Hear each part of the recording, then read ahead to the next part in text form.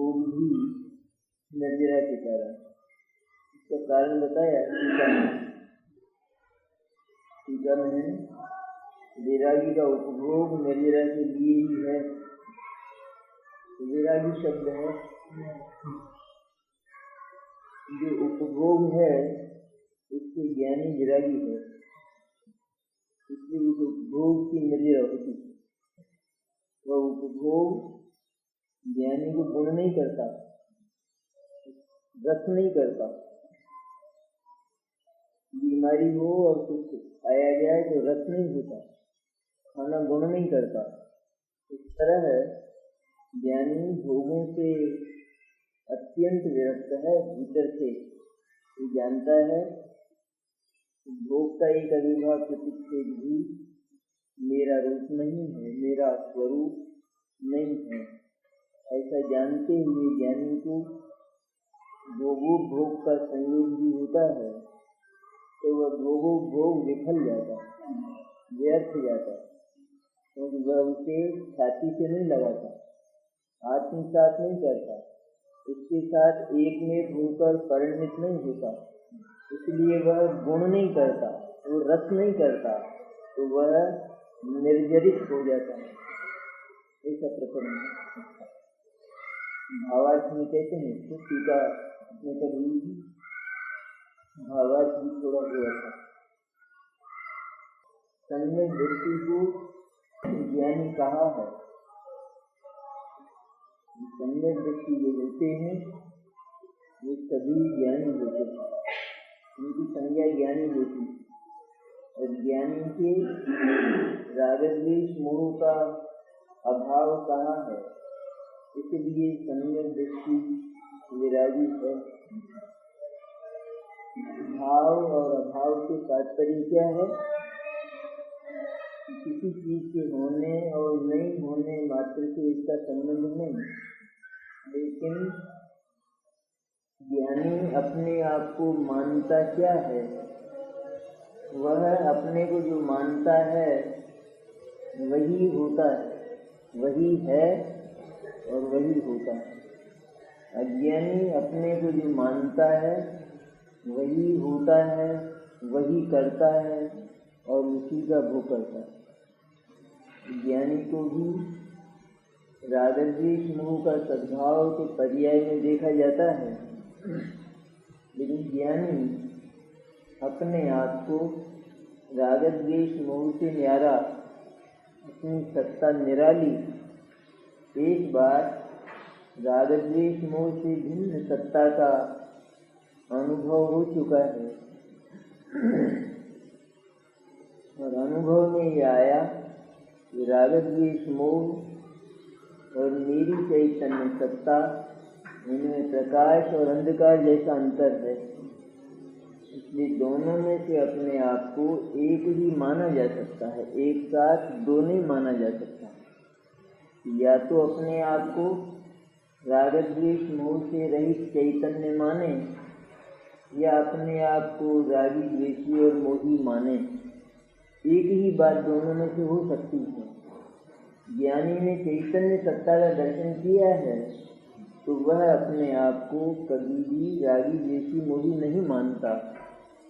तो जो वह अपने आप को नहीं मानता उसका उसको अभाव है। क्या?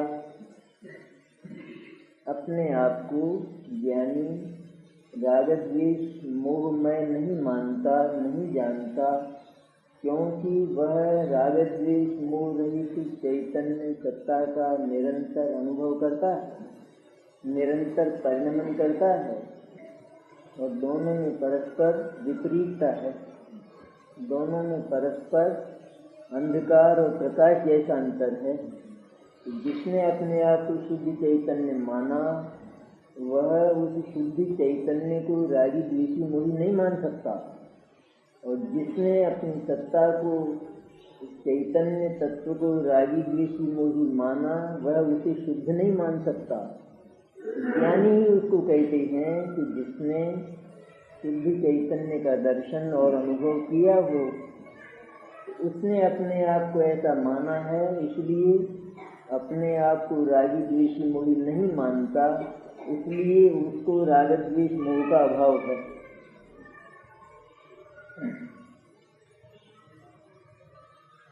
किसी की कोई वस्तु अपने पास हो, लेकिन हम उस वस्तु रूप अपने को नहीं मानते, उस वस्तु का स्वामित्व स्वीकार नहीं करते, तो वह वस्तु अपने स्वामित्व के रूप में अनुभव में नहीं आती।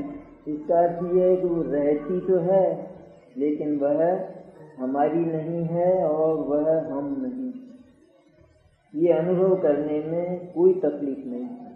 जेब में भले किसी दूसरे की वस्तु हो, लेकिन वह हमारी नहीं है और हम उसके नहीं हैं। ये बात निरंतर अनुभव में आ सकती है।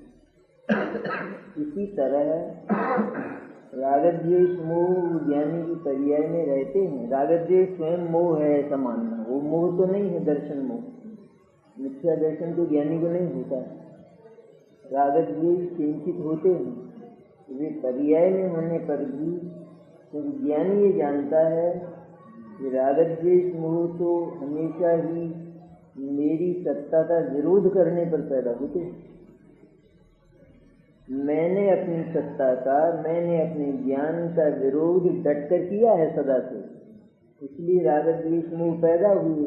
राग वो तो आत्मा का विरोध करने वाला है, द्वेष आत्मा का विरोध करने वाला है, तो वो आत्मा नहीं। विरोध करने वाला जिसका विरोध किया जाए एक हो जाते हैं, दोनों कभी नहीं होते।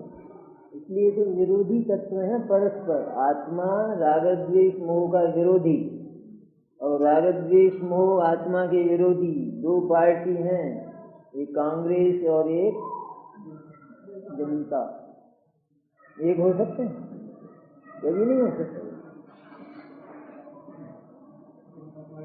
भावार्थ तक में भी कहा ना नितिन जी ने, ज्ञानी के राग द्वेष मोह का अभाव कहा है।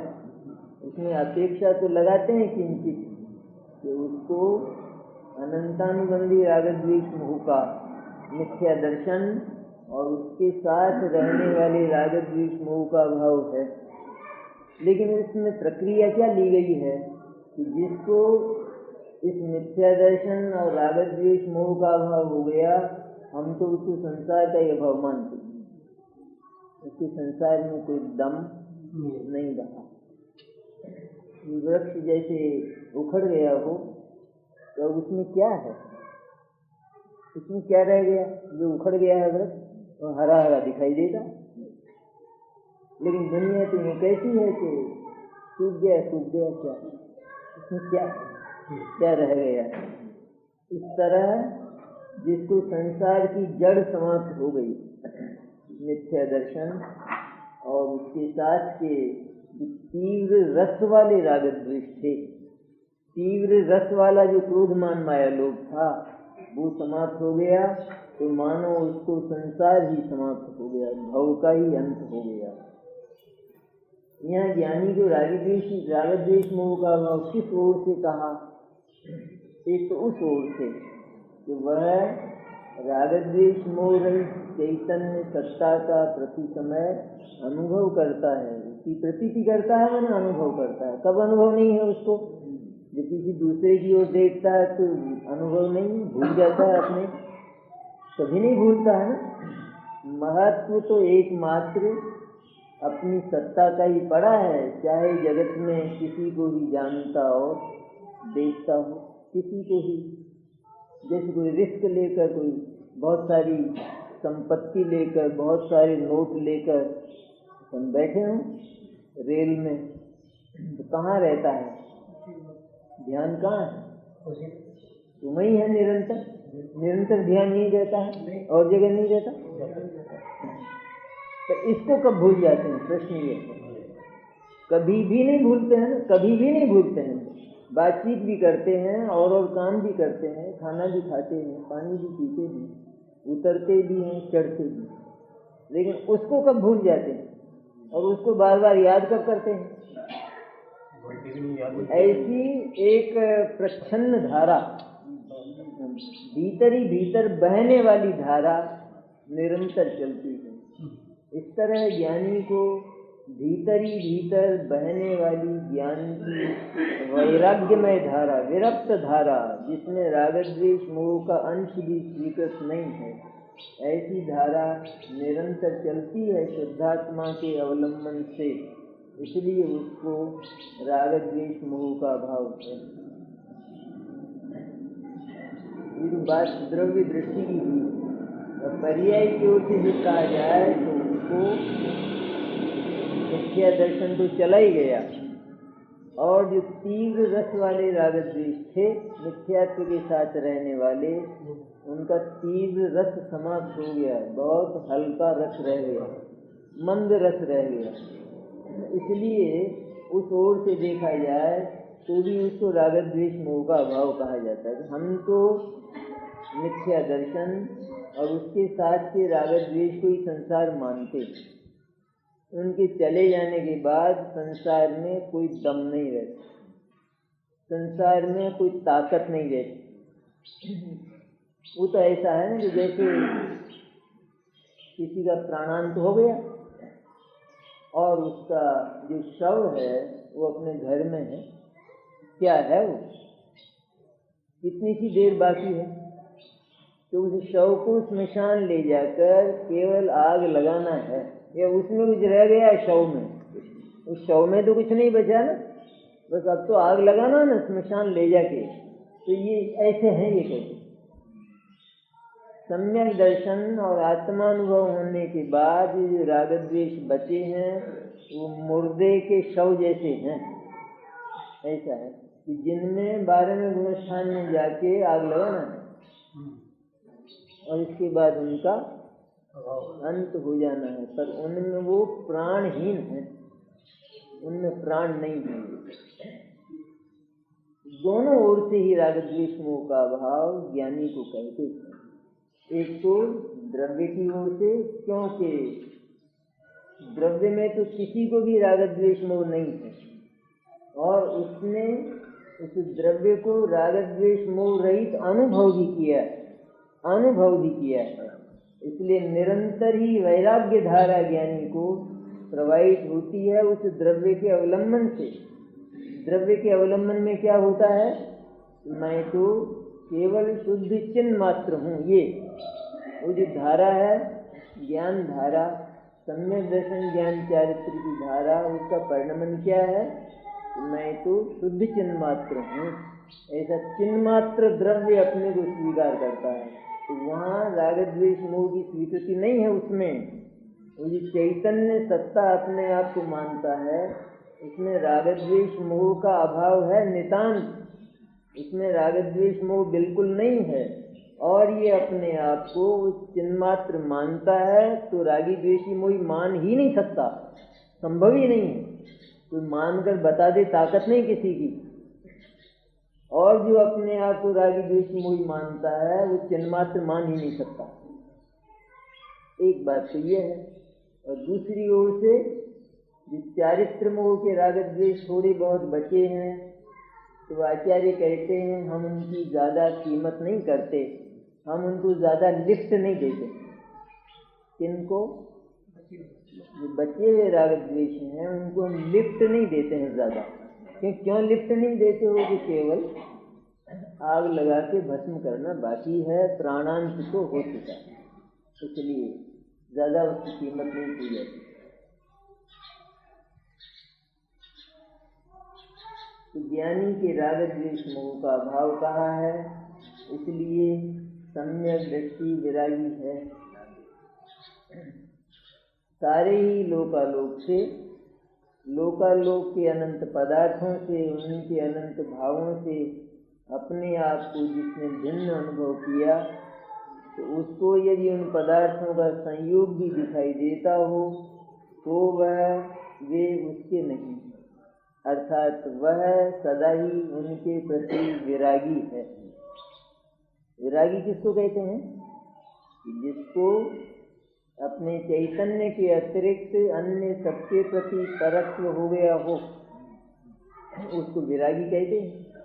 सम्यक दृष्टि को तो सिर्फ अपने चैतन्य के प्रति ममत्व है, शेष सबके प्रति परत्व है, द्वेष नहीं, राग नहीं, परत्व है।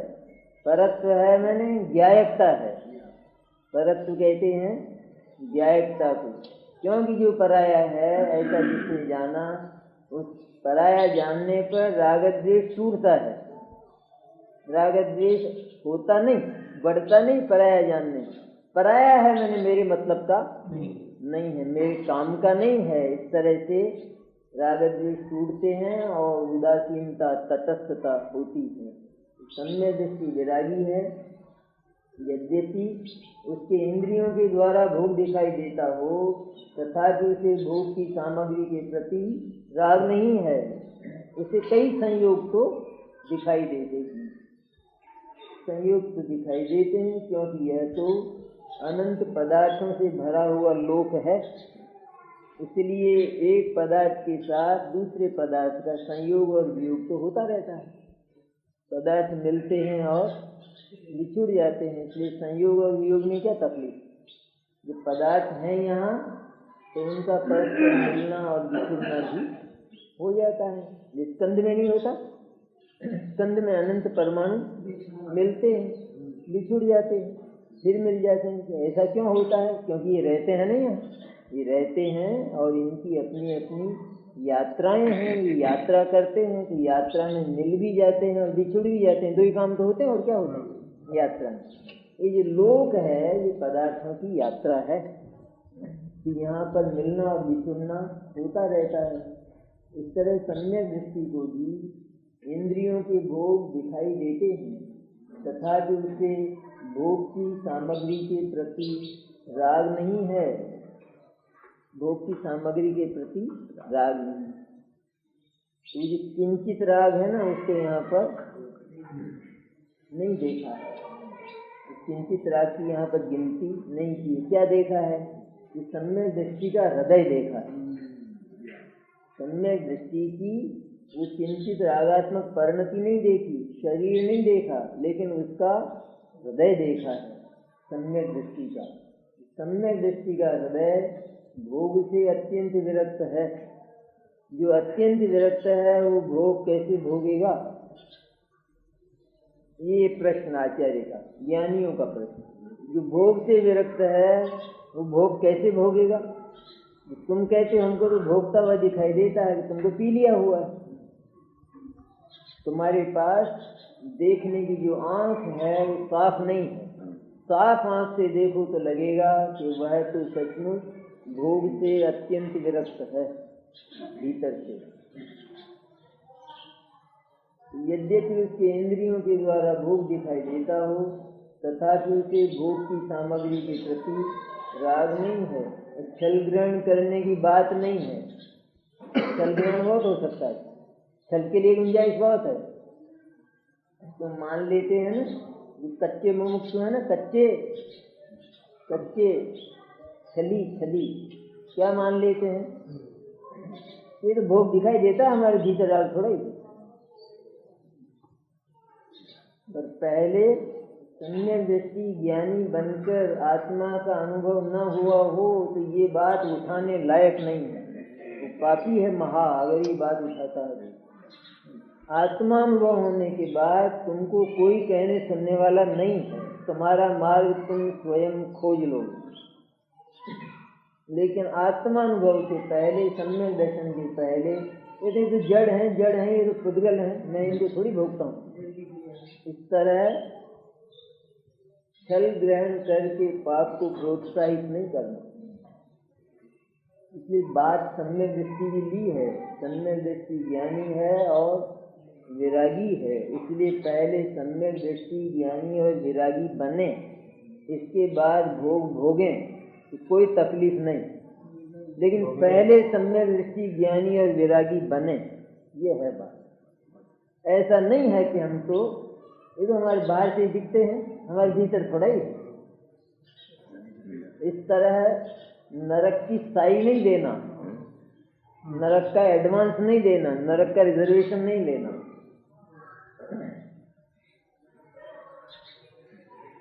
तो उसके इंद्रियों के द्वारा भोग दिखाई देता हो तथापि उसे भोग की सामग्री के प्रति राग नहीं है। एक भाई है ना, बच्चे को जो खिलाती है कितना प्रेम करती है, असली माँ से भी अधिक प्यार करती है, अपना दूध खिलाती है बच्चे को, ऐसा है जैसे अपना ही बच्चा है। अब हम उसको कहाँ से देखते हैं? उसका अंकन, उसका वैल्यूएशन बाहर से करते हैं, भीतर से करते हैं। बाहर से करते हैं तब तो फिर भ्रम हो जाना चाहिए, ये तो इसकी माई बन गई है और ये तो ले जाएगी इसको। लेकिन हम इतना सब होने पर भी, बाहर की चेष्टा होने पर भी उसको देखते भीतर से हैं कि इसको बच्चे के प्रति राग ही नहीं। अरे क्या बात करते हो, राग नहीं है? तो इतना राग है उसका क्या है कि ये राग नहीं है। क्यों नहीं है? क्योंकि इस राग की जड़ नहीं है भीतर, ममत्व थोड़ा भी नहीं। ऐसा देखते हैं अपन, ये बात तो बिल्कुल स्वीकार करते हैं, नहीं करते? बाहर से बहुत अधिक स्नेह की, प्रेम की, प्यार की चेष्टाएं होने पर भी भीतर प्रेम और ममत्व होना आवश्यक नहीं, न हो। इसी तरह, और हो तो वो शैतान है, जो पराया है उसके प्रति भीतर ममत्व हो तो वो शैतान है। बाहर की चेष्टा अगर नहीं है तो व्यवहार भी नहीं। अगर वो बच्चे को खूब मारती हो, चोंटे भरती हो, तो सुपुर्द कौन करेगा? आजीविका कौन देगा उसको? इसलिए आजीविका के लिए सब करती है, वो एक लाचारी है ना, तो आजीविका के लिए करती है, फिर भी भीतर से बच्चे के प्रति निर्ममत्व है, लेकिन प्रेम बहुत है। प्रेम बहुत होने पर भी निर्ममत्व रहा जा सकता है। इसलिए निर्ममत्व दशा की कीमत है सचमुच। तो यदि ये भ्रम हो जाए कि इसको तो भीतर से ममत्व हो गया है, तो उसी दिन छुट्टी कर देंगे उसकी, ये ले जाएगी उड़ा के बच्चे। ऐसी स्थिति ज्ञानी की होती है प्रति समय, कल्पना में भी न आवे अपने तो, ऐसी ज्ञानी की स्थिति। बाहर से चक्रवर्ती जैसे इंद्रों के भोगों में रहते हैं ना, इंद्र और चक्रवर्ती, उनके बीच में रहने पर भी भीतर से किस तरह रहा जाता है, किस तरह रहना चाहिए, ये कला सम्यक दृष्टि को मालूम, हर एक को मालूम नहीं। इसलिए पहले बात सम्यक दर्शन की है, पहले भोग भोगने की बात नहीं। बीमार हो न और वो डॉक्टर से तरह तरह की बात करे, खाने पीने की बात करे तरह तरह की, तो डॉक्टर सबसे पहले ये कहता है कि तू सबसे पहले स्वस्थ हो जा, पहले आराम हो जाने दे, इसके बाद तेरी इच्छा हो वो करना। तो पहले तू ये जीभ को लपलपाए मत, पहले तो स्थिरता से ये इलाज करवा ले, तो इसके बाद तेरी इच्छा हो तो खाना। इसी तरह कहते हैं, तो पहले तो ये खाने पीने की बात मत करना, पहले सम्यक दृष्टि विरागी बनना। तो आत्मा का अनुभव करने के बाद तुझे तीर्थंकर से भी नहीं पूछना पड़ेगा कि मैं कौन सा भोग भोगूं और कौन सा छोड़ूं, क्योंकि तेरा ज्ञान तुझे केवल ज्ञान जैसी राह देगा, केवल ज्ञान जैसा रास्ता देगा तेरा ज्ञान। तो केवल ज्ञान का ही अंश है वो ज्ञान, इसमें कोई फर्क नहीं है जाति में। सूर्य की पहली किरण और सूर्य की का मध्याह्न का प्रकाश, इसमें अंतर नहीं है। प्रातःकाल सूर्य जो उषा काल हुआ और उसकी जो प्रभा है, उस प्रभा में और मध्याह्न का जो तेज है उसमें कोई फर्क नहीं, उसी जाति का है। इस तरह आत्मानुभव करने वाला जरा सा छोटा सा शुतक ज्ञान का कण, उसमें और केवल ज्ञान की जाति में फर्क नहीं है, परिमाण में फर्क है। और ये जो थोड़ा है ये भी अपना पूरा काम बनाने लायक है, इसमें इसके काम में कोई बाधा नहीं आती। तो वो जानता है कि यह परद्रव्य है, मेरा और इसका कोई संबंध नहीं है। भोग सामग्री परद्रव्य है, इसका और मेरा कोई संबंध नहीं है। कर्मोदय के निमित्त से इसका और मेरा संयोग वियोग है। कर्म का उदय है, पूर्व में कर्म उपार्जित है और वो वर्तमान में है, इसलिए मेरा संयोग और वियोग है। इसके साथ में पड़ोस में जैसे कोई रहते हो ना, तो होती है नहीं, उपाधि आती है नहीं, पड़ोस में रहने पर एक की दूसरे पर उपाधि आती है नहीं। एक पड़ोसी जाता है तो कह जाता है जरा ध्यान रखना था, ये कहाँ का चक्कर कि जब तक तुम यहाँ रहोगे तब तक तो ये करना ही पड़ेगा। तो नहीं कहते जरा आप ध्यान रखना, आज आपको निमंत्रण है हमारे यहाँ, इत्यादि इत्यादि। कभी कोई चीज मांगने आ जाए तो देना पड़े, कभी स्वयं को जरूरत हो तो वहां से। तो ये सब क्यों है कि जब तक तुम यहाँ हो व्यवहार में, गृहस्थ दशा में, अड़ोस पड़ोस में, तब तक ये सारे काम होने वाले हैं। तो क्या करेंगे, मुनि बन जाओ, क्या करें? अगर इन सबसे छुट्टी लेना हो, झगड़ा मेटना हो, फिर कोई न्योता देने वाला आने वाला नहीं है, फिर कोई चीज मांगने वाला, फिर कोई ये नहीं कहेगा कि ये याद रखना मेरे मकान की, कोई ऐसा कहने वाला। जब तक यहाँ हो तब तक ये उपाधियां आने वाली हैं, लेकिन विरक्त तो तुम रह ही सकते हो। कोई तुमको कह जाए कि जरा ख्याल रखना, तो ताला तोड़ के घुस मत जाना, फिर वो अर्थ नहीं है। इसी तरह कर्म उदय से ज्ञानी भी विरक्त रहता है, क्योंकि उदय है इस तरह का, इसलिए संयोग और वियोग होते हैं। लेकिन उन संयोगों और वियोगों में रहने की जो कला है वो ज्ञानी को मालूम है। संयोग में भी ममत्व शून्य और वियोग में भी ममत्व शून्य, ऐसा रहता है। आगे